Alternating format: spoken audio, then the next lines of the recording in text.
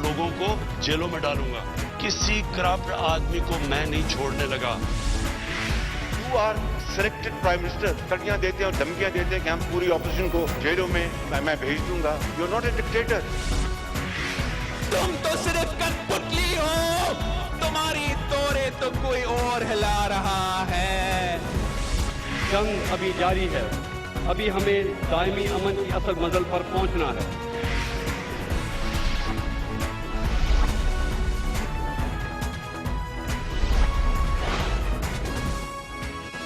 आप देख रहे हैं खबरों, तबसरों और तज्जियात पर मबनी पाकिस्तान का सबसे मोतबर न्यूज शो दुनिया, कामरान खान के साथ।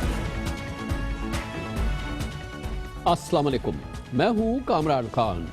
यकीनन अल्लाह ताला का शुक्र एहसान है कि पाकिस्तान में आज कोरोना काबू से बाहर नज़र नहीं आता, मगर ये कैफियत हमेशा से थी नहीं। आपके इल्म में है कि अब से चंद माह कबल मई, जून, अप्रैल वगैरह के महीने में पाकिस्तान कोरोना से काबू से बाहर होता नज़र आया था, बल्कि काबू से बाहर भी हो गया था।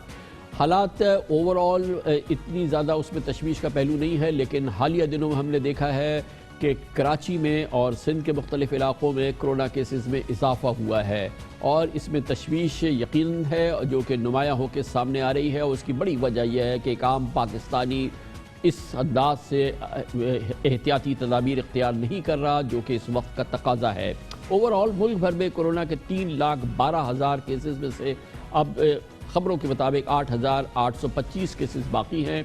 अल्हम्दुलिल्लाह पाकिस्तान में कोरोना से 97% निजात मिल गई उन तमाम मरीज़ों को जिनको कोरोना हुआ था। पूरी दुनिया कोरोना के ख़िलाफ़ पाकिस्तान की जो पॉलिसी रही है उसको पसंद भी कर रही है, लेकिन पाकिस्तानी अवाम को ये रत्ती बराबर एहसास नहीं है कि कोरोना मुकम्मल ख़त्म नहीं हुआ है। पूरी दुनिया में सेकंड वेव आ गई है और मुल्क में भी खुदा न खास्ता सेकंड वेव आ सकती है और दोबारा सर उठा रहा है। पिछले एक हफ्ते से मुल्क के आधे कोरोना मरीज़ सिंध और खुसूसन कराची से सामने आ रहे हैं। कल मुल्क भर में 543 नए केसेस सामने आए, जिनमें 361 यानी 2/3 मरीजों का ताल्लुक सिंध से था, जिनमें 211 कराची से थे। परसों मुल्क भर में 745 नए केसेस आए थे, जिनमें 365 यानी आधे मरीज कराची से थे। National command and operation centre की हिदायत पर आज से कराची के इलाके नॉर्थ नज़रबाद, नॉर्थ कराची, गुलबर्ग, लियाकताबाद के मुख्तलिफ ब्लॉक्स और गलियों और मकानात पर टेस्टिंग, ट्रेसिंग और क्वारंटीन के तहत माइक्रो स्मार्ट लॉकडाउन नाफिज कर दिया गया है। आज ही मंगो पीर की UC 8 में भी माइक्रो स्मार्ट लॉकडाउन किया गया है। ये लॉकडाउन 15 अक्टूबर तक रहेगा। मंगो पीर के इस इलाके में अवामी इज्तिमात, रेस्टोरेंट्स, हेयर ड्रेसेस और हर किस्म की होम डिलीवरी पर भी पाबंदी होगी। कल कराची में कोरोना SOPs की खिलाफ वर्जी पर बोट बेसन, हुसैनाबाद, बर्न्स रोड और सदर समेत मुख्तलिफ इलाकों में 62 रेस्टोरेंट्स को सील किया गया। इसी तरह से नॉर्थ नज़रबाद, गुलबर्ग और कोरंगी में 9 शादी हॉल्स को SOPs की खिलाफ वर्जी पर बंद कर दिया गया। बंद होने वाले रेस्टोरेंट्स खाना खाने वालों से खचाखच भरे हुए थे। दर्जनों अफराद रेस्टोरेंट्स के बाहर तख्त पर बैठे हुए थे और रेस्टोरेंट्स का अमला बगैर मास्क और दस्तानों के काम कर रहा था, जबकि शादी हॉल्स में भी मेहमानों को करीब करीब बिठाया गया था। और अक्सर शादी हॉल खचाखच भरे होते हैं, वहाँ पर भी लोग, अफसोस के साथ हम कहना चाहिए हमें कि लोग ने मास्क पहनना छोड़ हैं। लोग हुजूम में जाने से भी एहतियात नहीं कर रहे। इसलिए हम पाकिस्तानी बहन भाइयों से कहेंगे कि खुदारा अब भी मास्क पहने, हाथ धोएं, हुजूम में जाने से परहेज करें, फासला रखें, नमाजों में भी फासला करें और फिर शादी के जो हॉल्स हैं उसमें भी उस अंदाज की खचाखच जो कैफियत नज़र आ रही है उससे दूर रहें। पाकिस्तान के सबसे बड़े शहर कराची में एक बार फिर कोरोना मरीजों की तादाद में इजाफा। इस पूरे माहौल पे मौजू पे बात करेंगे। हमारे साथ आज मौजूद हैं डॉक्टर फैसल महमूद, एक्सपर्ट हैं इन्फेक्शस डिजीज़ से, AKUH आगा खान यूनिवर्सिटी हॉस्पिटल से मुंसलिक हैं डॉक्टर साहब। बहुत बहुत शुक्रिया डॉक्टर फैसल साहब। बड़ा हमने एक कंट्रोल्ड सिचुएशन देखी, लेकिन अब पिछले हफ्ते 10 दिन से हम फिर देख रहे हैं कि कराची के शहर में एक बार फिर कुछ मरीजों की तादाद में इजाफा होता नज़र आ रहा है। आपके नज़दीक कितनी सीरियस? बहुत सारे ममालिक के अंदर एक सेकंड वेव भी आई है, एंड बस देखना ये है कि ये एक सेकंड वेव की शुरुआत तो नहीं है, वक्त ही बताएगा इसके बारे में। अभी जो फीडबैक्स है हॉस्पिटल्स में और जो हमने इसके लिए फैसिलिटीज़ बनाई थी और असाइन किया था, वहाँ पे कितना प्रेशर है डॉक्टर साहब? ابھی پریشر نہیں ہے ماشاءاللہ سے. آئی تھنک ابھی بھی فیسلٹیز نسبتاً خالی ہیں. وہ پریشر نہیں ہے جو کہ جون میں ہم دیکھ رہے تھے. مگر یہ ضرور ہے کہ مے بی ایک مہینے پہلے اور اب کے درمیان کیسز یا جو بیڈز ہیں وہ تھوڑے سے اور ضرور بھریں, مگر جگہ تو ہے ماشاءاللہ سے ابھی تک. لیکن ڈاکٹر صاحب یہ فرمائیے گا کہ یہ اس وقت ہم نے دیکھا ہے کہ ایک عجیب سی پیکیولر سچویشن ہو گئی ہے کہ ہم فلو کی بھی ایک ویو دیکھ رہے ہیں کہ پورے شہر میں ایک جو نارمل فلو ہے وہ بھی بہت بری طرح سے سپریڈ ہوا ہے, اور اسی دوران یہ خبریں بھی آ رہی ہیں کہ جو کووڈ کے پیشنٹس ہیں ان میں کچھ اپٹک ہے, کچھ تھوڑے زیادہ ہو گئے ہیں. بڑی کنفیوزنگ سی بھی سچویشن ہے. بالکل آپ صحیح کہہ رہے ہیں. یہ سچویشن اور کنفیوزنگ ہو جائے گی. جیسے آپ کو معلوم ہے کہ سردیوں کے زمانے میں یہ نزلہ, کھانسی, زکام والے وائرس ویسے بہت زیادہ پھیلتے ہیں. جو علامات ہیں بالکل اسی سے ملتے جلتے ہیں. سو آپ نے بالکل صحیح فرمایا کہ وقت جیسے جیسے ہمارا سردیاں آنا شروع ہوں گی چیزیں اور کمپلیکیٹ ہوں گی, اور یہ کہنا بہت مشکل ہوتا ہے پیشنٹ کو دیکھتے ہوئے کہ کیا اس کو عام نزلہ کھانسی ہے یا اس کو کووڈ والی بیماری ہو رہی ہے.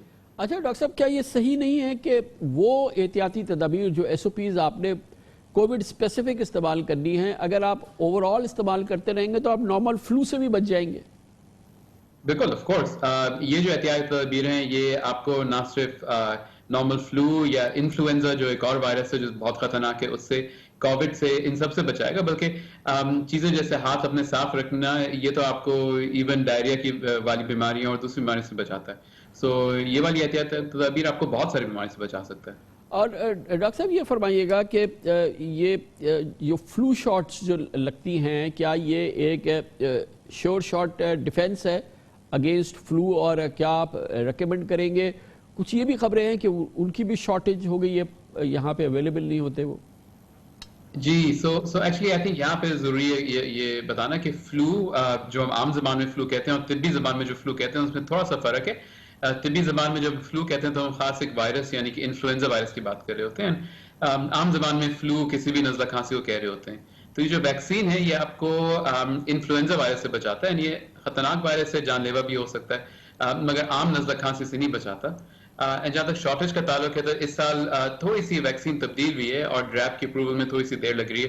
امید اس بات کی کہ سون 1-2 ہفتے میں پھر انشاءاللہ آ جائے گا. ڈاکٹر صاحب یہ فرمائیے گا کہ جس طرح سے ہمارا رسپانس رہا ہے, ایک پاپولر جنرل رسپانس رہا ہے, جو گورنمنٹ کی ہدایات تھی کہ ایس او پیز پہ عمل کریں اور ایس او پیز پہ عمل ہوتا نظر نہیں آیا, کتنا آپ سپورٹ کریں گے یا کتنا آپ ریکمینڈ کریں گے کہ اسٹرکٹ لاک ڈاؤنس وغیرہ آئیں؟ آبویسلی وہ تو کوئی ملک بھی افورڈ نہیں کر سکتا کہ کمپلیٹ لاک ڈاؤن وغیرہ ہو, لیکن اب کیا کریں اگر عوام نہیں مان رہی تو اس کو کیسے ہینڈل کیسے؟ یہ بہت تشویشناک بات ہے اور بہت مجھے افسوس ہوتا ہے لوگوں کو دیکھتے ہوئے جو نہ صرف ماسک بھی نہیں پہنتے, سب جیسے آپ نے پہلے فرمایا سب مل جل کے بیٹھے ہوئے ہیں.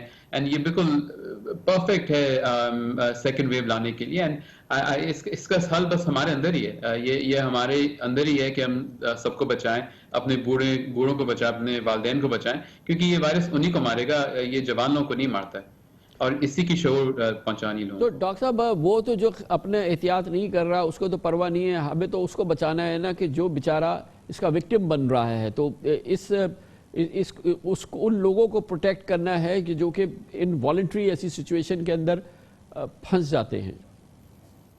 بالکل صحیح. اینڈ یہ جو لوگ کہتے ہیں کرونا ختم ہو گیا, یہ بالکل غلط ہے. ہمارے پاس ابھی بھی کیسز آ رہے ہیں, لوگ ابھی بھی مر رہے ہیں کرونا کے ساتھ. یہ ضرور ہے اتنے نہیں جتنے پہلے, مگر آہستہ آہستہ اس میں بالکل اضافہ ہوا ہے. یہ بہت تشویشناک بات ہے. ڈاکٹر صاحب ایک اسٹڈی نظر سے گزری تھی, اس میں AQH کا بھی نام تھا کہ سم ہاؤ ایسا ہوا ہے کہ جب یہ اسٹرانگ ویو تھی اور پینڈیمک تھا واقعی ہمارے کراچی وغیرہ میں, تو بہت لوگ جو تھے وہ انفیکٹ ہوئے, مگر انہوں نے اینٹی باڈیز ڈیولپ کر لی اور کائنڈ آف جو ایک ہرڈ امیونٹی ہے وہ ڈیولپ ہوئی ہے شہر کراچی میں. آپ اس سوچ کو سبسکرائب کرتے ہیں؟ سو اس میں دو چیزیں ہیں. ایک تو یہ کہ ہم کو معلوم ہے کہ یہ وائرس زیادہ اچھے خاصے لوگوں کے اندر علامات پیدا نہیں کرتا, یا بہت ہی اتنے معمولی کرتا ہے کہ شاید آپ کو پتہ بھی نہ ہو کہ آپ کو یہ کووڈ ہو رہا ہے. مگر ایک بات بہت ضروری یاد رکھنا کہ یہ وائرس دوبارہ بھی لگ سکتا ہے. تو ایسا نہیں ہے کہ ایک دفعہ آپ کو ہو گیا تو دوبارہ نہیں ہوگا. شروع میں we weren't sure مگر تو کیا یہ ایک سرٹیفائیڈ میڈیکل ٹروتھ اب ہو گیا ہے؟ کیا یہ بات تسلیم ہے کہ جس کو ایک بار ہو گیا، اینٹی باڈیز ڈیولپ ہوئی، اس کو دوبارہ ہو سکتا ہے؟ I mean it's now a universal fact. کیا یہ واقعی ایسی کوئی بات ہے؟ So now we have documented well documented cases of لوگ جو کہ جن کو یہ وائرس لگا تھا کہ وہ ختم ہو گیا تھا، اینٹی باڈی بن گئے تھے، اور پھر کچھ مہینوں بعد دوبارہ وائرس کو، اور جب دونوں وائرسز کو چیک کیا تو دونوں وائرسز بالکل مختلف تھے، اینڈ اینٹی باڈی جب وہ آئے تھے تو بالکل زیرو تھے، اب ایک دم سے بڑھ گئے تھے. یہ ہم کو نہیں معلوم کہ یہ کتنا فریکوینٹلی ہوتا ہے، کیا یہ 1%، 2%، 100% کتنے لوگوں میں ہوتا ہے، مگر ایٹ لیسٹ اب تھوڑے تھوڑے یہ والے ریپیٹ کیسز آنا شروع ہو گئے ہیں. Thank you so much doctor صاحب. ڈاکٹر فیصل محمود ہمارے ساتھ موجود ہے، ہیڈ آف انفیکشس ڈیزیز سے Aga Khan university hospital. Commercial break, اس کے بعد ذکر کریں گے وزیر اعظم عمران خان نے 25 ستمبر کو اقوام متحدہ کی جنرل اسمبلی سے خطاب کیا. ایک بار پھر دوسرے سال مسلسل بہت ہی بھرپور خطاب تھا، پوری دنیا کو اپنی جانب متوجہ کیا، اور اقوام متحدہ کا یوٹیوب چینل کہتا ہے کہ دنیا میں سب سے زیادہ عمران خان کی تقریر دیکھی گئی. اس کے بعد ڈونلڈ ٹرمپ اور نریندر مودی تو شاید 150 گنا کم دیکھا گیا عمران خان کے مقابلے میں. اس کی بات کرتے ہیں چھوٹے سے وقفے کے بعد. وزیر اعظم عمران خان نے گزشتہ جمعے کو اقوام متحدہ کی جنرل اسمبلی سے شاندار خطاب کیا. اس کی پذیرائی پوری دنیا میں ہوئی اور اب اس کا واضح اور بھرپور ثبوت سامنے آیا ہے. یونائٹڈ نیشنز کی جانب سے بتایا گیا ہے کہ عمران خان کا خطاب دنیا میں سب سے زیادہ دیکھا گیا. اقوام متحدہ کے ٹیوب چینل پر 1,74,000 سے زائد افراد نے وزیر اعظم کی تقریر دیکھی. دوسرے نمبر پر امریکہ کے صدر ڈونلڈ ٹرمپ کی تقریر کو 1,38,000 افراد نے دیکھا، جبکہ تیسرے نمبر پر انڈونیشیا کے صدر کی تقریر کو 95,000 افراد دیکھ چکے ہیں. بھارتی وزیر اعظم نریندر مودی کی تقریر محض 63,000 افراد نے برداشت کی. وزیر اعظم عمران خان کی گزشتہ سال کی دھواں دار تقریر کو بھی دنیا بھر میں مقبولیت حاصل ہوئی تھی، اور اسے بھی اب تک 28 لاکھ سے زائد افراد دیکھ چکے ہیں. کورونا کی صورتحال کی وجہ سے اس سال اقوام متحدہ کی جنرل اسمبلی کے 75ویں اجلاس سے وزیر اعظم عمران خان نے ورچوئل خطاب کیا تھا. خطاب میں انہوں نے بھارت اور نریندر مودی کی مسلمان مخالف سوچ اور پالیسیز کو شدید تنقید کا نشانہ بنایا تھا. ساتھ ہی عمران خان نے امیر ممالک کو منی لانڈرنگ کرنے والوں کے لیے ٹیکس ہیون نہ بننے کے لیے قوانین کو سخت کرنے کا مطالبہ کیا تھا. عمران خان نے خطے میں امن کے لیے پاکستان کی کاوشوں کو اجاگر کیا تھا.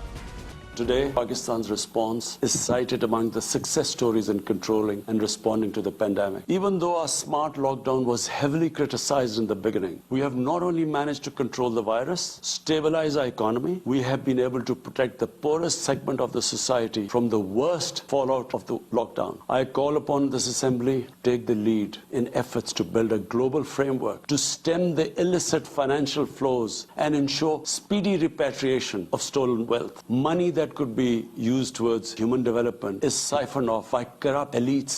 The rich states cannot hold forth on human rights and justice when they provide sanctuary to money launderers. Muslims continue to be targeted with impunity in many countries. The one country in the world today, the state sponsors Islamophobia, and that is India. On 5th August last year, India illegally and unilaterally sought to change the status of the occupied territories and deployed additional troops to impose a military siege on 8 million Kashmiris in order to divert attention from its illegal actions. India is playing a dangerous game of upping the military ante against Pakistan in a nuclearized environment. The Security Council must prevent a disaster conflict and secure the implementation of its own resolutions. Mr. President, Pakistan's desire for peace in our region is also manifest. Pakistan fully facilitated the process that culminated in the US-Taliban peace agreement. Pakistan is deeply gratified that it has fulfilled its part of the responsibility. پچھلے سال بھی جب وزیر اعظم عمران خان نے اقوام متحدہ کی general assembly میں اپنی پہلی تقریر کی، ماہرین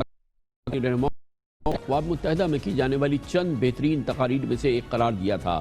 وزیر اعظم عمران خان نے اپنی تقریر میں مقبوضہ کشمیر میں انسانی حقوق کی خلاف ورزی، انڈیا میں مذہبی اقلیتوں پر مظالم اور RSS کے ہندوتوا ایجنڈے کی حقیقت دنیا کے سامنے رکھی تھی، اور اس سال انہوں نے اس تمام حقیقت کو دوبارہ دہرایا. انہوں نے دنیا کو دو ٹوک انداز میں پچھلے سال بھی بتا دیا تھا کہ اگر فاسسٹ مودی حکومت نے پاکستان پر جنگ مسلط کی تو اس کے اثرات سرحدوں کے پار جائیں گے. I feel honored today to represent my country. Islamophobia since 9/11 has grown at a pace where it is alarming. And why did it start? Because certain Western leaders equated terrorism with Islam. The moment you use this catchword, Islamic terrorism, the whole world turns away. No one talks about human rights. You can do whatever you want, which is what has happened in Kashmir. India put 8 million people of Kashmir under curfew. Mr. President, 100,000 Kashmiris have died in the past 30 years because they were denied the right given by the United Nations, the right for self-determination. What is going to happen when the curfew is lifted will be a bloodbath. There will be a reaction to this. Pakistan will be blamed. Two nuclear-armed countries will come face to face. Mr. President, if a conventional war starts, my belief is La ilaha illallah, there is no God but one. And we will fight. And when a nuclear-armed country fights to the end, it will have consequences far beyond the borders. This is the time not to appease like in 1939 appeasement took place. This is the time to take action. And number one action must be that India must lift this inhuman curfew. مثالی انداز میں مثالی جوش سے اور مثالی arguments کے ساتھ وزیر اعظم پاکستان 2 سال سے پاکستان کا کیس اقوام متحدہ میں لڑ رہے ہیں. پاکستان کی پالیسی، پاکستان کو جس قسم کے خطرات کا سامنا ہے اور دنیا کی جو ذمہ داریاں ہیں وہ یاد دلاتے ہیں. اور ہر بار یہ تقریر جو ہے وہ پوری دنیا میں اس کی زبردست پذیرائی ہوتی ہے اور اس سال اس نے عالمی ریکارڈ بھی بنایا ہے. اس موضوع پہ بات کرتے ہیں. ہمیں جوائن کر رہے ہیں اقوام متحدہ میں پاکستان کے سابق مستقل مندوب، پاکستان کے نامور سینئر سفارتکار رہ چکے ہیں محترم احمد کمال ہمارے ساتھ موجود ہیں. بہت بہت شکریہ احمد کمال صاحب. یہ فرمائیے گا، آپ طویل عرصے سے ظاہر ہے آپ نے اقوام متحدہ میں سرو کیا ہے، ہمارے پرماننٹ ریپریزنٹیٹیو رہے ہیں. پاکستان کا کیس کنسسٹنٹلی آپ دیکھ رہے ہیں کب سے جو ہے ہمارے جو ہیڈ آف اسٹیٹس ہیں وہ جنرل اسمبلی میں جاتے ہیں، خطاب کرتے ہیں. مگر پچھلے 2 سال سے جو پاکستان کی ترجمانی کی جا رہی ہے، جس انداز سے وزیر اعظم عمران خان اپنے آپ کو پریپیئر کرتے ہیں، تقریر کرتے ہیں، پچھلے سال ایکسٹمپور تقریر کی، اس سال ان کی یہ ورچوئل تقریر ہوئی ہے، اس نے دنیا میں جس انداز کا رسپانس ایووک کیا ہے یہ بہت ہی انٹرسٹنگ ہے اور بہت ہی ہارٹننگ ہے ہمارے لیے، بڑا حوصلہ افزا ہے. ہاں جی، یہ تو بات آپ کی بالکل صحیح ہے، لیکن سامعین کو یہ یاد رکھنا چاہیے کہ اقوام متحدہ کی اپنی حالت جو ہے وہ خاصی خستہ ہے، آج کل بری حالت ہے. کوئی خاص کارروائی نہیں ہو رہی اقوام متحدہ میں، صرف سپیچز ہو رہی ہیں. تو اس کی مختلف وجوہات ہیں. سب سے بڑی وجہ جو اس کی ہے وہ یہ ہے کہ اقوام متحدہ ایک ملک نے قائم کی تھی دوسری جنگ عظیم کے بعد. جی یہ پس منظر یقیناً بہت اہم ہے، بہت ضروری ہے احمد کمال صاحب. مگر بہرحال یہ دنیا کا یہاں پہ دنیا جب بات کرتی ہے تو اس کا فورم تو یہی ہے، یہی پلیٹ فارم ہے، اور پھر اس کی جنرل اسمبلی میں پھر پاکستان اپنا کیس پریزنٹ کر رہا ہے تو دنیا سنتی تو ہے، اس پہ عمل ہو نہ ہو وہ تمام چیزیں اقوام متحدہ کی کشمیر کے بارے میں قرارداد جب شاید مؤثر تھی، جب بھی اس پہ عمل نہیں ہوا. لیکن بہرحال ہمارا جو بیانیہ ہے، جو ہمارا نیریٹو ہے، وہ پوری دنیا کو جس انداز سے سن رہی ہے پچھلے 2 سال سے، اور جتنا زیادہ اس کو رسپانس مل رہا ہے وہ ہمارے کم از کم نیریٹو کے حوالے سے اس کی ریچ تو ہو گئی ہے. ہاں جی، وہ تو سن رہی ہے ساری دنیا، 1948 سے سن رہی ہے. 1948 کے بعد اقوام متحدہ کی جو سلامتی کونسل ہے اس کی 18 سے زیادہ ریزولوشنز ہیں کشمیر کے سلسلے میں، اور جن کے اوپر کوئی عمل نہیں ہوا. اور نہ صرف عمل نہیں ہوا بلکہ آج تو ہندوستان نے کشمیر کے ایک حصے کو کہا ہے کہ وہ تو حصہ اب ہندوستان کا حصہ ہے بالکل، اور دوسری طرف پاکستان نے بھی اب کہہ دیا ہے کہ جی دوسرا حصہ جو پاکستان کے ہاتھ میں تھا وہ اب پاکستان کا حصہ بن گیا. چنانچہ سوال اب اس وقت یہ ہے کہ اگر دونوں یہ نیوکلیئر ممالک جو ہیں وہ خود عمل نہیں کر رہے ریزولوشنز کے اوپر، اور اقوام متحدہ میں کوئی اگر ایبلٹی نہیں ہے کہ وہ کچھ کریں اپنی قرارداد کو عمل میں لانے کے لیے، تو سوال یہ ہے کہ پھر آگے کیا بات بڑھے گی. اب یہ صرف کشمیر کی پرابلم نہیں ہے جی، کشمیر جو ہے وہ بہت امپورٹنٹ مسئلہ ہے، کیونکہ دونوں ممالک جو ہیں وہ نیوکلیئر ہیں. لیکن اس طرح کے ممالک ہر طرف ہیں، ہندوستان اور چین کے اوپر ऊपर भी गड़बड़ हो रही है। अजरबैजान और आर्मीनिया के दरमियान जंग शुरू है नगोर्नो कराबाख के सिलसिले में। यमन में एक तरफ ईरानी इमदाद कर रहे हैं हुतीज की, दूसरी तरफ सऊदी अरेबिया अमेरिका के साथ मिल के और हुतीज के खिलाफ कर रही है कार्रवाई। सीरिया और इराक में बुरी हालत है दोनों ममालिक में। लीबिया जो है उसमें जो टूटा तो सारा अफ्रीका जो है माली, निजेर, जी अहमद कमाल साहब, यकीनन ये तमाम मसाइल हैं, लेकिन दुनिया को इसकी शनासाई या इसकी मालूमात जो है वो तो उस अंदाज से नहीं है। और जब आप इस फोरम पे आप बात करते हैं और अगर आपकी बात को लोग देख रहे हैं, सुन रहे हैं, जैसे कि खुद आज ये अक़वाम मुत्तहिदा के नंबर्स सामने आए हैं कि इमरान खान की स्पीच को दुनिया में सबसे ज़्यादा देखा गया जनरल असेंबली में, जितने भी हेड ऑफ स्टेट ने किए, तो उसका ये तो आपको क्रेडिट जाता है कि आपकी कम से कम बात तो दुनिया तक पहुंची है। इन लोग जिन मुल्कों का आपने जिक्र किया उसमें से चंद के अलावा बाकी का तो इतनी सनाशाई दुनिया को नहीं है इनकी बात की, लेकिन जब आप इस फोरम पे बात करते हो, दुनिया आपको देखती सुनती है, तो आपकी बात तो इसका मतलब है लोगों तक पहुंची। हाँ जी, बात आगे पहुंची, लेकिन उसके ऊपर अगर कार्रवाई नहीं होती तो उसका कोई फायदा नहीं होता।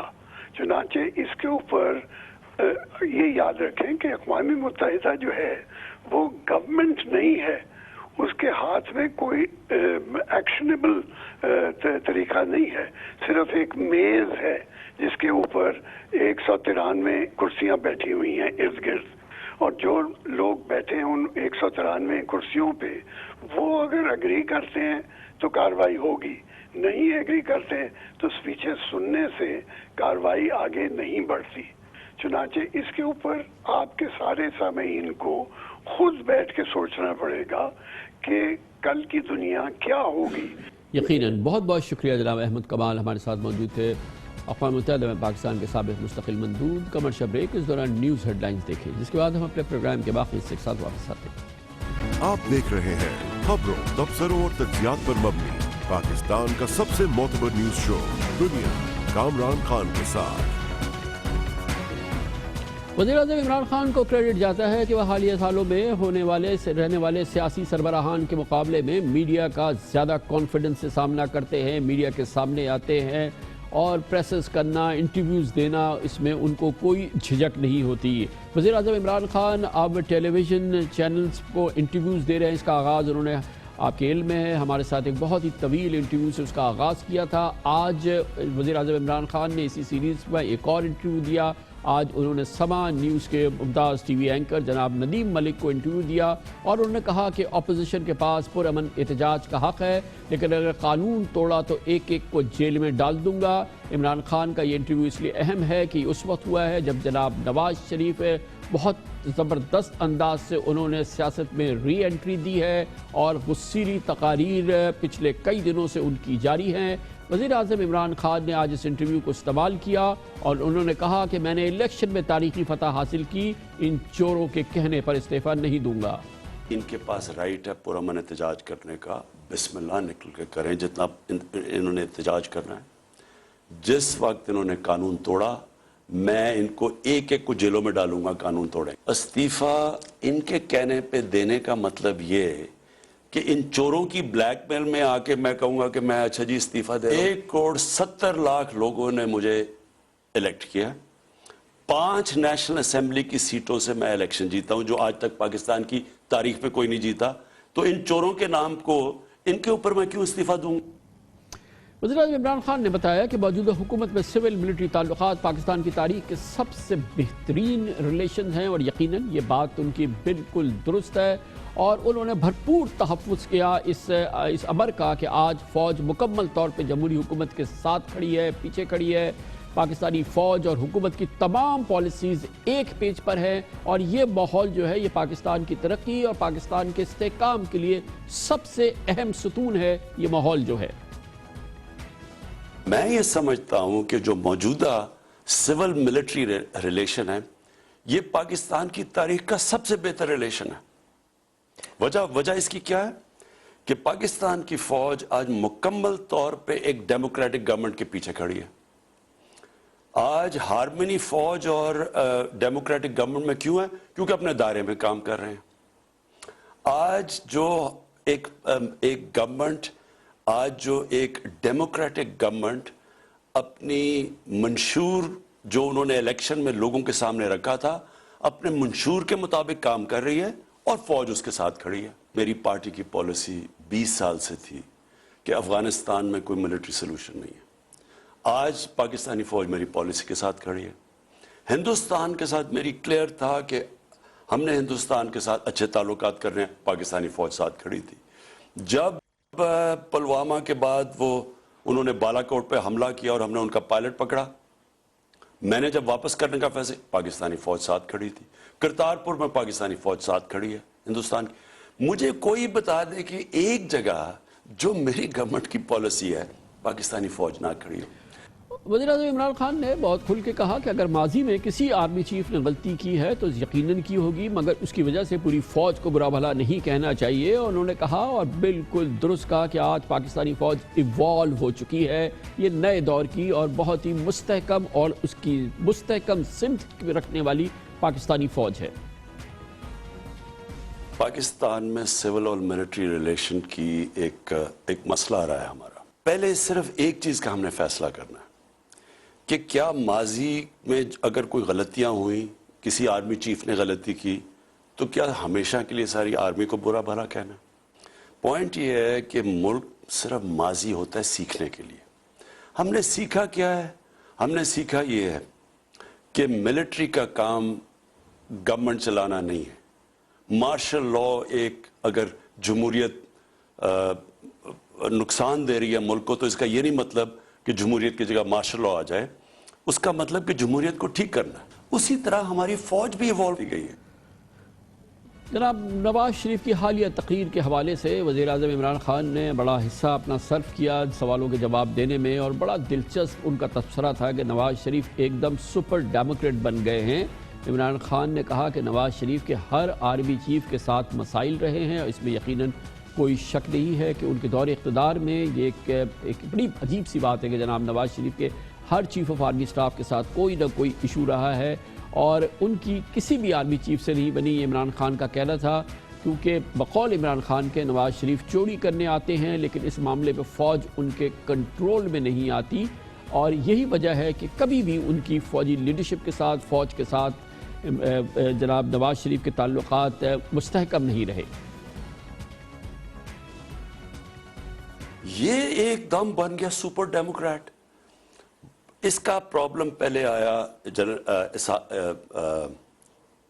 وہ اسحاق جو تھے غلام اسحاق سے پہلے وہ پرابلم آیا. اس سے پہلے وہ جنرل آصف جنجوعہ تھے، ان سے پرابلم آیا. پھر اس کا پرابلم آیا، خود ہی اس نے سپر سیڈ کر کے جنرل مشرف کو لے آیا، اس کے ساتھ پرابلم آیا. پھر جنرل رحیل کو لے کے آیا، اس کا پرابلم. پھر جنرل انہوں نے سلیکٹ کیا تھا جنرل باجوہ کو، ان سے پرابلم آیا. ان کو پرابلم آتا کیوں ہے؟ سوال تو یہ پوچھیں مجھے کیوں نہیں پرابلم ہوا، ان کو کیوں پرابلم ہے؟ یہ آتے ہیں چوری کرنے کے لیے. ہماری جو سب سے بڑی اللہ کا شکر ہے کہ ہماری یہ جو ایجنسیز ہیں آئی ایس آئی اور ایم آئی، خاص طور پہ آئی ایس آئی، یہ ورلڈ کلاس ایجنسیز ہیں. ان کو پتہ چل جاتا ہے ان کی چوریوں کا. اب یہ باقی سارے جو سولین ادارے ہیں کنٹرول کر لیتے ہیں. نواز شریف جوڈیشری کو بھی کنٹرول کر لیتا ہے. ان کا پرابلم یہ تھا کہ فوج کنٹرول میں نہیں تھی، باقی جوڈیشری بھی کنٹرول میں تھی، نیب بھی کنٹرول میں تھی، باقی سارے ادارے ان کے کنٹرول میں تھے. اب یہ ان کی سب سے جو لڑائی ہوتی کیوں تھی؟ یہ اس کو کنٹرول کرنا چاہتے تھے. جب ان کے کنٹرول میں نہیں ہوتی تھی ان کو یہ جمہوری بن جاتی. اپنے اس انٹرویو میں وزیر اعظم عمران خان نے حالیہ دنوں میں نواز شریف کی فوجی لیڈرشپ کے خلاف جو تنقید کی ہے، جو اسٹیبلشمنٹ کے کردار کے حوالے سے نواز شریف نے گفتگو کی ہے، اس کا جواب دیتے ہوئے وزیر اعظم عمران خان نے کہا کہ نواز شریف کبھی بھی جمہوریت پسند نہیں رہے.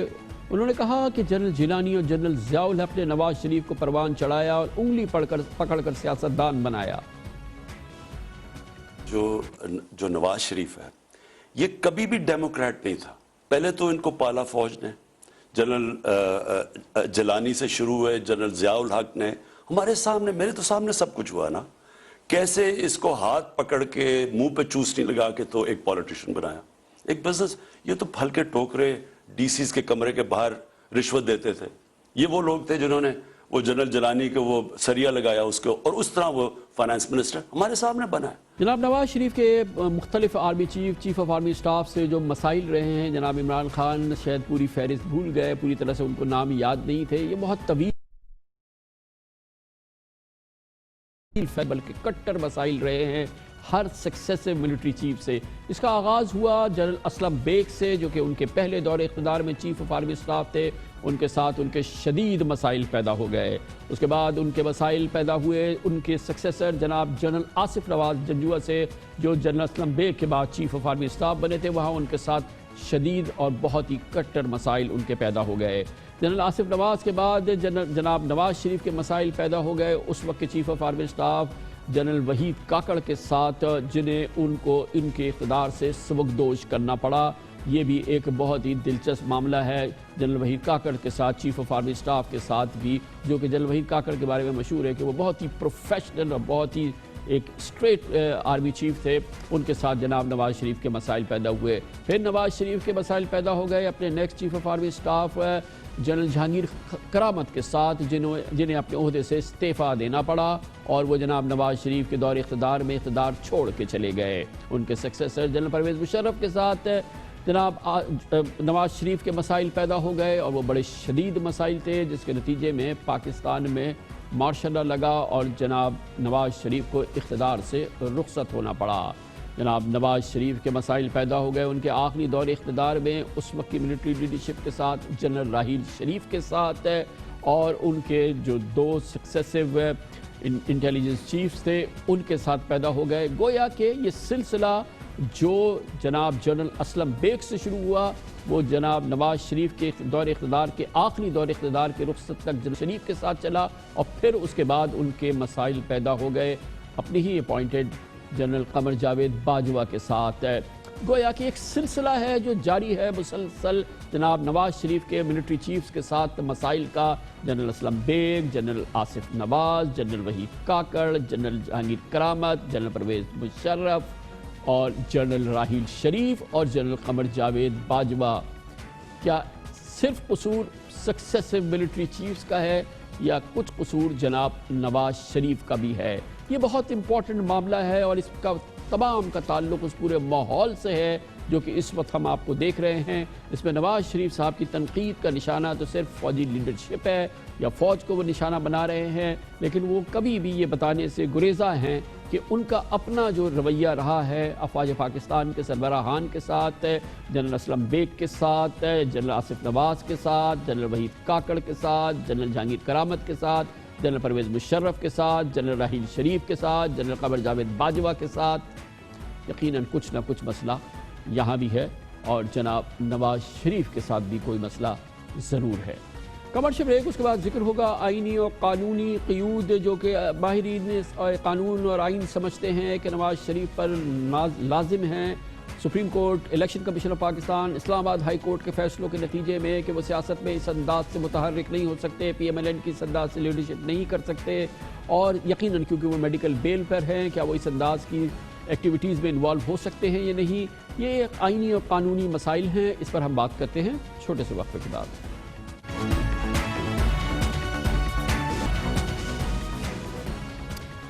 سابق وزیر اعظم نواز شریف کی پاکستان کی سیاست میں تہلکہ خیز واپسی ہو چکی ہے.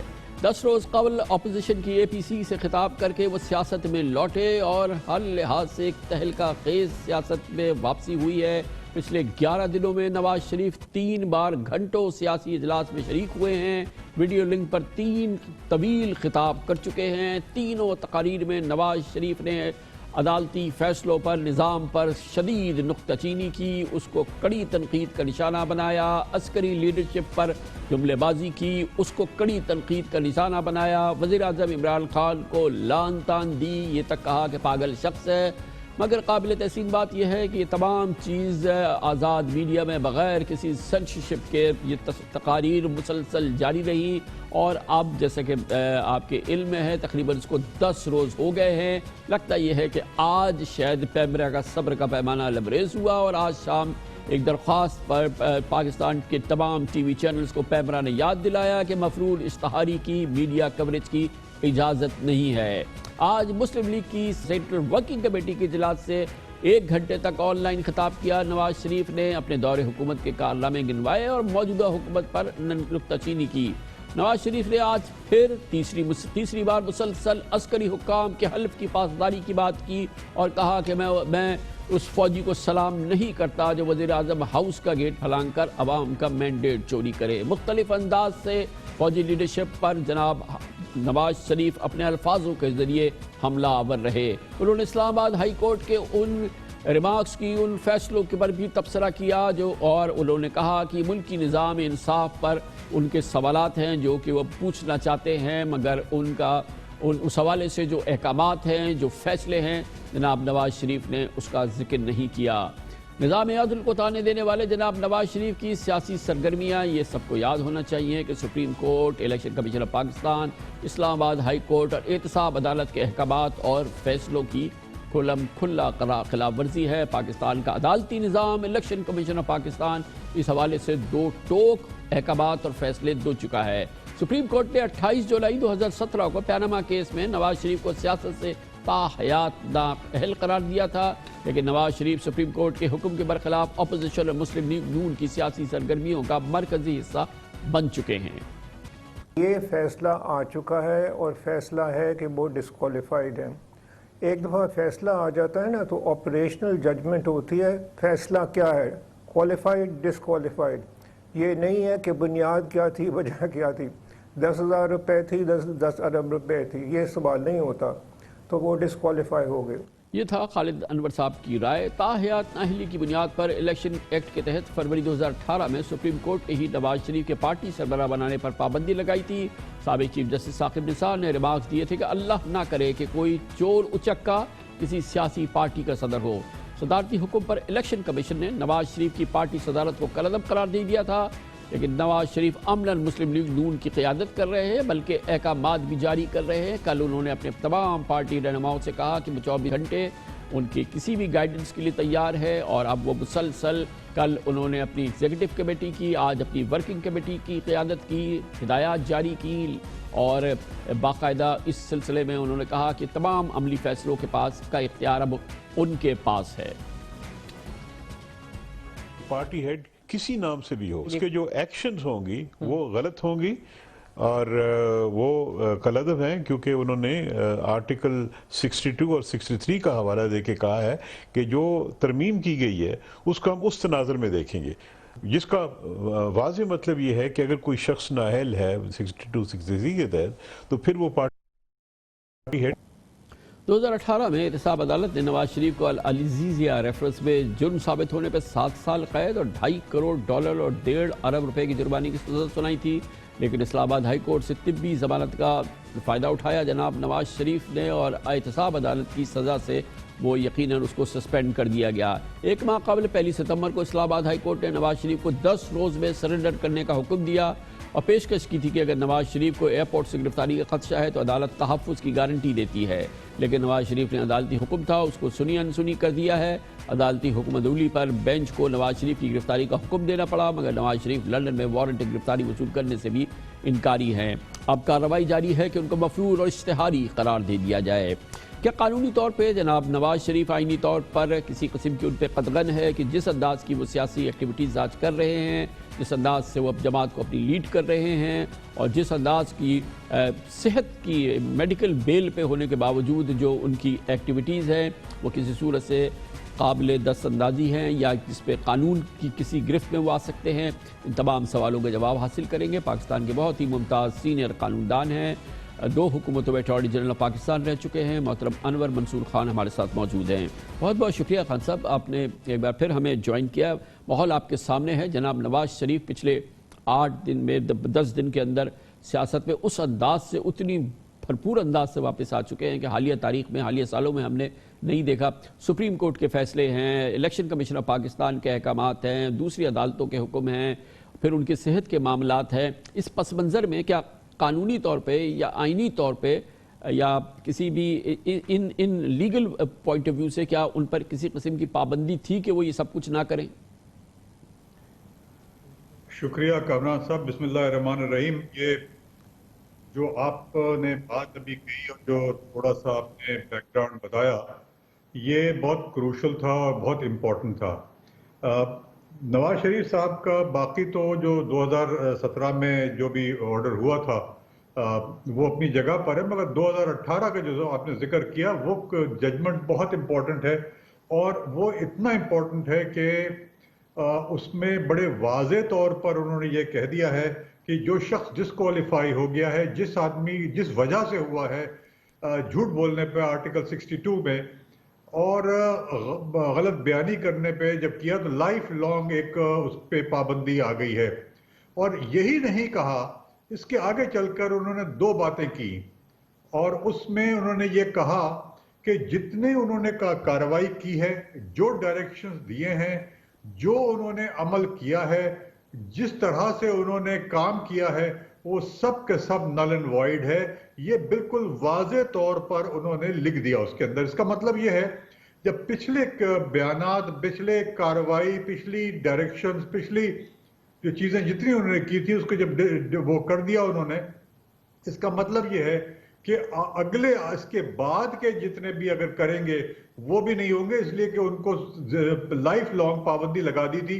ये कहकर बड़े वाज़े तौर पर कि ये शख्स जो है वो हेड नहीं कर सकता है पार्टी, और हेड करने उसकी वो उन्होंने जो तौजीह दी थी वो ये दी थी आर्टिकल 63A की, कि आर्टिकल 63A में बहुत वाज़े तौर पर लिखा हुआ है कि पार्टी हेड जो है वो डिसीजंस लेता है, वो नॉमिनेट करता है MNAs MPs को, वो MNAs को, वो जो है ये डिसाइड करता है कि कौन रहेगा पार्टी में, कौन नहीं रहेगा। वो जितनी चीज़ें डिसीजन उसके होते हैं, और उन्होंने कहा ये सब डिसीजंस अब नहीं लिए जा सकते हैं और ये नहीं ले सकते। जब ये वाज़े तौर पर उन्होंने कह दिया है तो मेरा ये ख्याल है कि जो ये कर रहे हैं, this is a clear violation of the order of the supreme court, और इसके अंदर इनका एक्शन इनके खिलाफ होना चाहिए। कैसे और हो सकता है खान साहब, कैसे एक्शन हो सकता है? हुकूमत क्या कर सकती है? क्या सुप्रीम कोर्ट खुद नोटिस ले सकती है? फिर इलेक्शन कमीशन ऑफ पाकिस्तान की बिल्कुल एक साफ ऑर्डर है कि वो पार्टी के सरबराह नहीं है, कहने को वो नहीं है, मगर ये तमाम जो एक्शन है इसमें तो कोई, अब ये तो सारा दुनिया ने देखा है टेलीविजन पे कि कंप्लीट कमांड कंट्रोल लीडरशिप जो है जनाब नवाज शरीफ के पास है।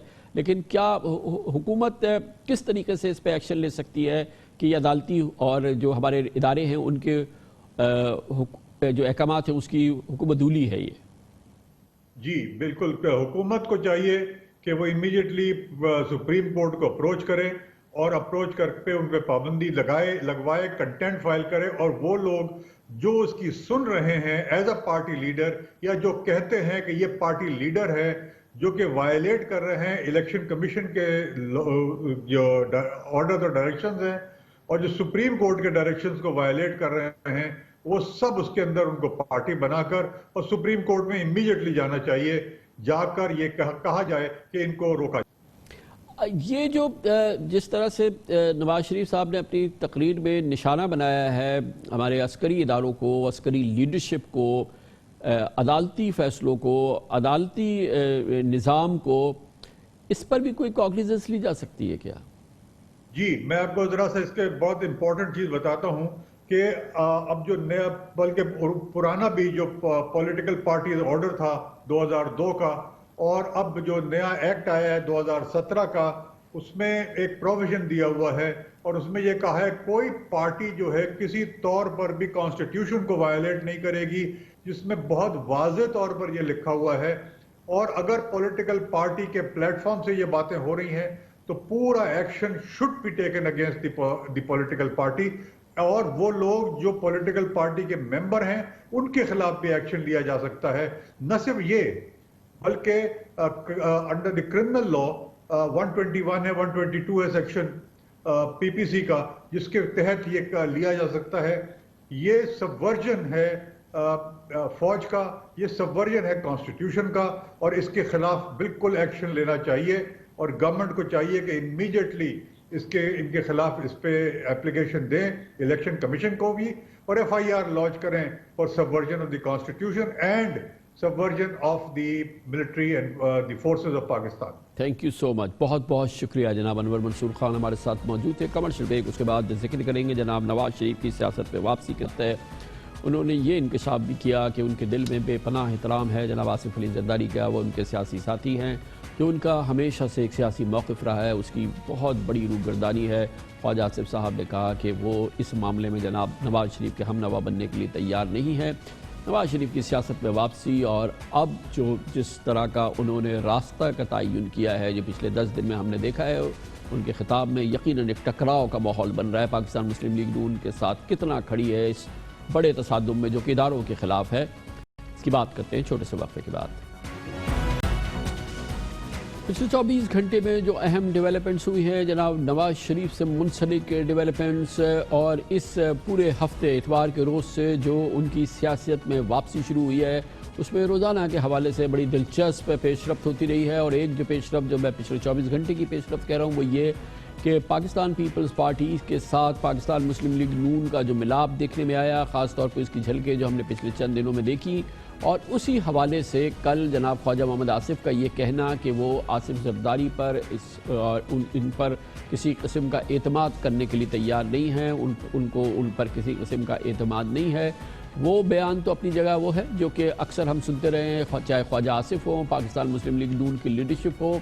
लेकिन इसमें अहमियत की बात यह है कि इस बयान के नशर होते ही थोड़ी ही देर के अंदर जनाब नवाज शरीफ ने इस बयान की तरदीद की और उन्होंने कहा कि पाकिस्तान मुस्लिम लीग नून की ये पॉलिसी नहीं है, बल्कि उनके दिल में जनाब आसिफ अली जरदारी के लिए नवाज शरीफ साहब ने कहा बहुत बड़ा एहतराम है, वो बहुत एहतराम है। इस अंदाज़ की गुफ्तगू जनाब आसिफ अली जरदारी के हवाले से नवाज शरीफ के मुँह से सामने आना, यकीनन बीच में कई हमने दौर देखे हैं कि जब इस किस्म के जुमले हम पीपल्स पार्टी की लीडरशिप के हवाले से सुनते रहे हैं। लेकिन पिछले 30 साल की अगर सियासत देखें पाकिस्तान मुस्लिम लीग नून की लीडरशिप की, नवाज शरीफ साहब की, शहबाज शरीफ साहब की, तो जो दूसरा उनका मौक़िफ़ रहा है जो कि इस पर कहीं हावी रहा है, जिसकी तवालत साल हर साल रही है, ये तो चंद लम्हात ऐसे आते हैं जिसमें इस किस्म की गुफ्तगू हम देखते हैं, उसमें ज़मीन और आसमान का फ़र्क है। क्योंकि तवील अरसे तक, साल हर साल तक, और वो आज या कल की बात नहीं है, नवाज शरीफ, शहबाज शरीफ है, किसी सूरत में आसिफ जरदारी को अगर ये लफ्ज़ इस्तेमाल ना करें लेकिन शैतान सिफत इंसान से कम नहीं समझते, और वो किसी भी सूरत में जो गुफ्तगू उनके हवाले से करते रहे हैं वो उससे कोई मिलाप नज़र नहीं आता, जिसमें कि एहतराम का जज्बा जिसका कल जनाब नवाज शरीफ ने जिक्र किया वो सामने आए। जनाब नवाज शरीफ का कल का ये बयान कि वो बहुत एहतराम करते हैं, इसको देखना पड़ेगा उन तमाम बयानात की रोशनी में। और वो हम तारीख़ी बयानात की बात नहीं कर रहे, हम ताज़ा तरीन बयानात की बात कर रहे हैं, जिसमें कि आसिफ अली जरदारी के बारे में वो अपने मुसल्लमा उसूलों की या मुसल्लमा पॉलिसी की, मुसल्लमा सोच की तर्जुमानी कर चुके हैं, एक बार नहीं 10 बार। आसिफ जरदारी साहब के लिए मेरे दिल में बड़ा एहतराम है और मैं उनका दिल से एहतराम करता हूँ। मेरे दिल के अंदर जज्बात है उनके लिए, दिल से एहतराम करता हूँ। जरदारी साहब, आपने बड़ी चालाकी के साथ नवाज शरीफ को धोखा दिया है और ये कौम आपकी चालाकी को और धोखे को जान चुकी है। कितनी उम्मीदों के साथ मैंने जरदारी के साथ दस्तखत किए, आज मुशर्रफ की रूह जरदारी में घुस गई है। ये सारे काम वही कर रहा है जो मुशर्रफ कर रहा था। आसिफ जरदारी साहब के लिए मेरे दिल में बड़ा एहतराम है। मुआहदे कोई कुरान और हदीस तो नहीं है कि इन पे अमल किया जाए। जो शख्स ये कह सकता है, जिसका मिजाज ये होगा, सोच ये होगी, क्या वो इस मुल्क की खिदमत करने के काबिल हो सकता है? बस मैं आप पे छोड़ता हूँ। मेरे दिल के अंदर जज्बात है उनके लिए। आसिफ जरदारी साहब के लिए मेरे दिल में बड़ा एहतराम है। जरदारी साहब, ये मुझे पता नहीं था कि आप भी छुप कर वार करेंगे, पर्दे के पीछे रहकर ये बहुत घिनौनी साजिश कर रहे हैं। ये आपने क्या हाथ कर दिया हमारे साथ, ये आपने क्या धोखा कर दिया हमारे साथ, ये किया पीछे से आपने हमारे साथ, हमारी अपना बैग में आपने खंजर घोंप दिया। आसिफ जरदारी साहब के लिए मेरे दिल में बड़ा एहतराम है। मेरे दिल के अंदर जज्बात है उनके लिए। सारा पैसा तो खा गया जरदारी, जो आपका इस कौम का पैसा था, उस कौम के खून पसीने की कमाई थी, उसने सरे में माल खरीद लिया। और यहाँ इस कौम के बच्चों के पाँव में जूती नहीं होती, और वहाँ आसिफ जरदारी के 40-40 लाख रुपए का घोड़ा आज वहाँ पे स्टबल में घूम रहा है। ये लुटेरा इंसान, ये लुटेरा पाकिस्तान की दौलत को लूट कर इसे सरे में माल खरीद लिया है। मेरा नाम भी नवाज शरीफ नहीं, उसने उसको नीलाम करके उसकी तमाम दौलत को मैं कौम की कदमों में निछावर करता हूँ। یقیناً اس میں جناب اس میں کسی کو شک نہیں ہونا چاہیے کہ آصف علی زرداری بہت زیرک سیاستدان ہیں، اور یہی ان کی سیاسی موو ہے کہ آج جناب آصف علی زرداری کے حوالے سے نواز شریف کہنے پہ مجبور ہیں کہ وہ ان کا دل سے احترام کرتے ہیں، ان کی قدر کر رہے ہیں، ان کے گھر پہنچ رہے ہیں، شہباز شریف جھک کے ان سے مل رہے ہیں، ان کی قدر و قیمت کا باقاعدہ اظہار کر رہے ہیں۔ اس کا کریڈٹ آصف علی زرداری کو دینا ہوگا، اور اس بات کا بھی کریڈٹ ان کو دینا ہوگا کہ انہوں نے اتوار کو منڈپ سجایا، اپوزیشن پارٹیز کا کل جماعتی کانفرنس کا اہتمام کیا، اپنے رہائش گاہ پہ بلاول بھٹو زرداری کو میزبانی سونپی اور تمام سیاسی جماعتوں کو بلایا، اور اس موقع پہ پلیٹ فارم دے دیا، جناب نواز شریف کے حوالے کر دیا، اور پھر جو نواز شریف صاحب نے کیا وہ ایک تاریخ ہے، وہ سب کے سامنے ہے۔ 1 گھنٹے کی ولولہ انگیز غصیلی تقریر جو اس سے پہلے ہم نے حالیہ تاریخ میں حالیہ سالوں میں نہیں دیکھی۔ جناب نواز شریف سے خاموش ہو کے بیٹھ گئے، دوسرے لیڈرشپ اور تمام جو ماحول تھا وہ بنوا دیا جناب نواز شریف سے۔ اور جب آصف علی زرداری صاحب سے تقریر کی بات کہی گئی، جب ان کو تقریر کے لیے بلایا گیا، تو آپ اندازہ لگا سکتے ہیں کہ جو ان کا انداز تھا، جو ان کی گفتگو تھی، جو اس کا کانٹینٹ تھا، جو اس کا موضوع تھا، اگر آپ اس کو نواز شریف سے کمپیئر کریں تو آپ کو اندازہ ہو جائے گا کہ جناب نواز شریف کے اس پورے ماحول کے حوالے سے جو ماحول بن رہا تھا، آصف علی زرداری کتنے خوش تھے اور اس کو کتنا انجوائے کر رہے تھے۔ ان کی تقریر سے اندازہ لگائیے کہ ان کے جذبات اور جناب نواز شریف کے جذبات میں زمین اور آسمان کا فرق تھا۔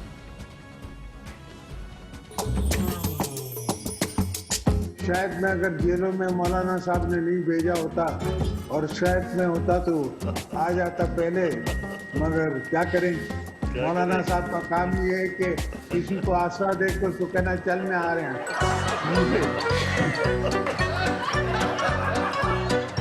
جیسے پیسی کے بعد پہلا بندہ میں ہی جیل میں ہوں گا، مگر مولانا صاحب سے ریکویسٹ ہے کبھی ملاقات پہ تو آئیے گا۔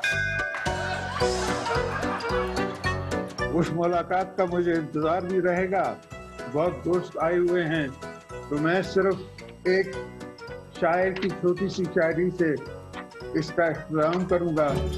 میری داستان حسرت وہ سن کے روئے، میرے آزمانے والے مجھ کو آزما کے روئے۔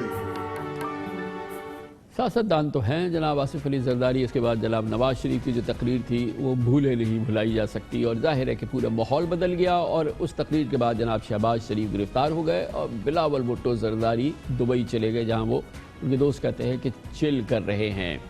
دلچسپ بات یہ ہے کہ اس پورے ماحول کو پاکستان مسلم لیگ نون کی لیڈرشپ آسانی سے ہضم نہیں کر سکتی۔ پوری تاریخ ہے، آصف علی زرداری ہو، پاکستان پیپلز پارٹی ہو، یہ پوری لیڈرشپ ہو، اس سیاسی جماعت کی سوچ ہو، پاکستان مسلم لیگ نون سے اس کا بہت بڑا تصادم ہو، سیاسی تصادم ہو، ٹکراؤ ہو۔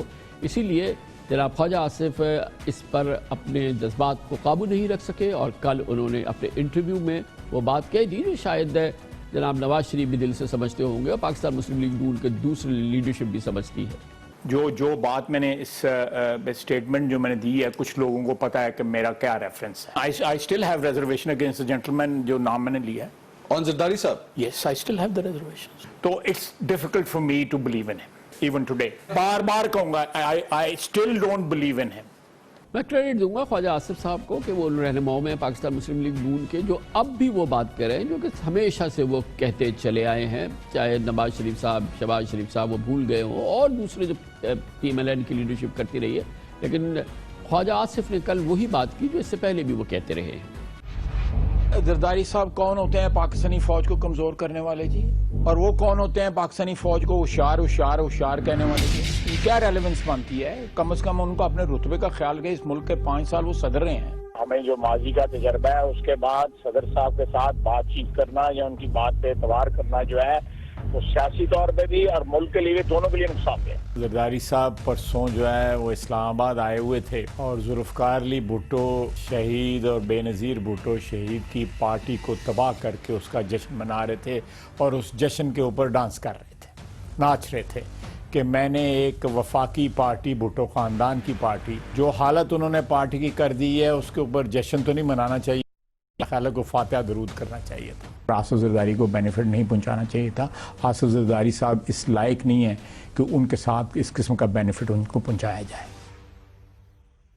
ملک میں سیاست کے یہ بدلتی ہوئے حالات، بدلتی ہوئی کروٹ، اس پہ بات کرنے کے لیے ہم نے دعوت دی ہے پاکستان کے سینئر ترین صحافیوں میں سے ایک ہیں، نیوز اینالسٹ ہیں، ایگزیکٹو ایڈیٹر ہیں میڈیا گروپ کے، جناب سلمان غنی ہمارے ساتھ موجود ہیں۔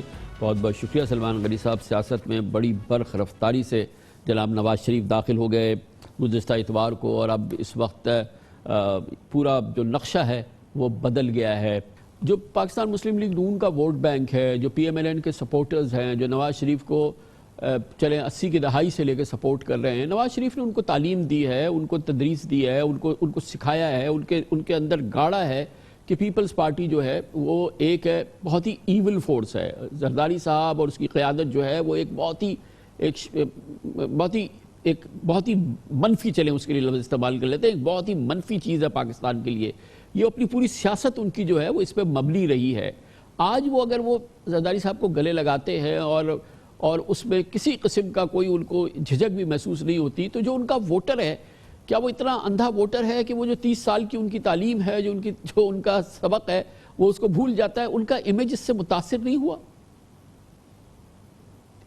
دیکھیں کامران صاحب، یہ بڑا آپ کا ویلڈ کویسچن ہے۔ بات یہ ہے کہ وہ جو کہا جاتا ہے کہ دشمن کا دشمن بھی دوست ہوتا ہے، یہ کریڈٹ تو پھر پاکستان حکومت کو دیا جائے جنہوں نے at a time Peoples Party, Pakistan Muslim League Noon اور مولانا فضل الرحمان سب کو ٹارگٹ کر کے ایک جگہ پہ لا کھڑا کیا ہے۔ اس پہ کوئی دو آرا نہیں کہ آصف زرداری صاحب کے حوالے سے، پاکستان پیپلز پارٹی کے حوالے سے، مسلم لیگ نون کے اندر ریزرویشن موجود ہے، اور خود شریف قیادت کے حوالے سے پیپلز پارٹی کے اندر بھی ریزرویشن موجود ہے۔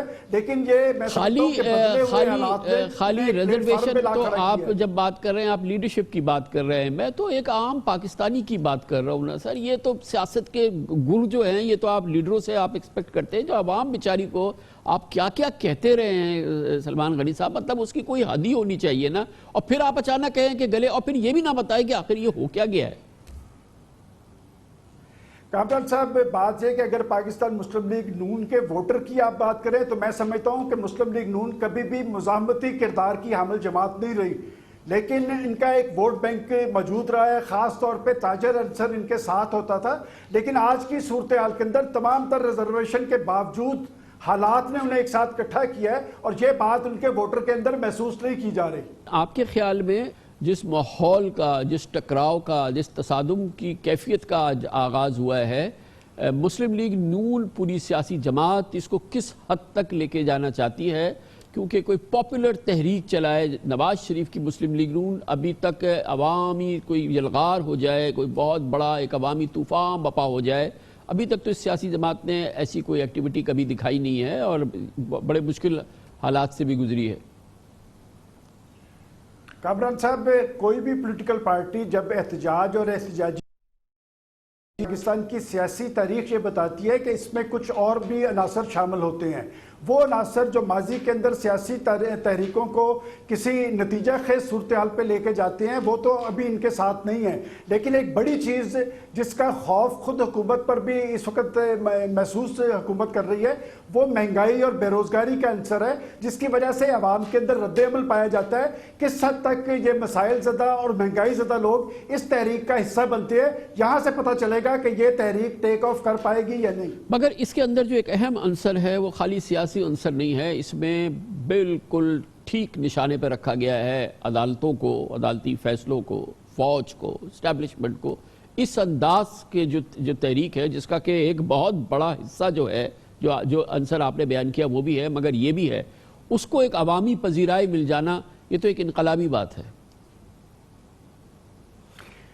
خان صاحب، آپ جس بات کی نشاندہی کر رہے ہیں وہ ایک تاثر ضرور ہے، لیکن میں سمجھتا ہوں کہ پاکستان کے اندر اگر زمینی حقائق کا جائزہ لیا جائے تو پاکستان کے لوگوں کو جو توقعات تھی عمران خان صاحب کی حکومت سے وہ پوری نہیں اتری، اور یہی وجہ ہے کہ لوگوں کے اندر ایک رد عمل موجود ہے۔ جہاں تک کہ نواز شریف صاحب کے موقف کی بات ہے، اس حوالے سے ایک تشویشناک امر ضرور ہے لوگوں کے اندر کہ آخر کیا وجہ ہے کہ ماضی کے اندر پاکستان کے اندر حکومت اور اپوزیشن لڑتی نظر آتی تھی، ان کے اندر محاذرائی ہوتی تھی، تناؤ ہوتا تھا، لیکن ثالث کا کردار پاکستان کی اسٹیبلشمنٹ ادا کرتی تھی۔ اب چونکہ انہوں نے پاکستان کی اسٹیبلشمنٹ کو ٹارگٹ کیا ہے، لہٰذا مجھے یہ خطرہ جو ہے لاحق ہے کہ کیا जमहूरियत और जमहूरी अमल इसी तरह तय पाएगा। इस हवाले से अहले सियासत को अभी से सोचना पड़ेगा। बहुत बहुत शुक्रिया जनाब सलमान गनी हमारे साथ मौजूद थे। इसके साथ ही हमारे आज के प्रोग्राम का इख्तिताम होता है। कल आपसे फिर मुलाकात होगी इंशाअल्लाह। कल तक के लिए कामरान खान को इजाज़त। अल्लाह हाफ़िज़ व Nasir. Hi, it's Sayyeda Shanaz here. Thank you for watching Dunya News. For more videos and updates, don't forget to click the subscribe button. Keep watching Dunya News.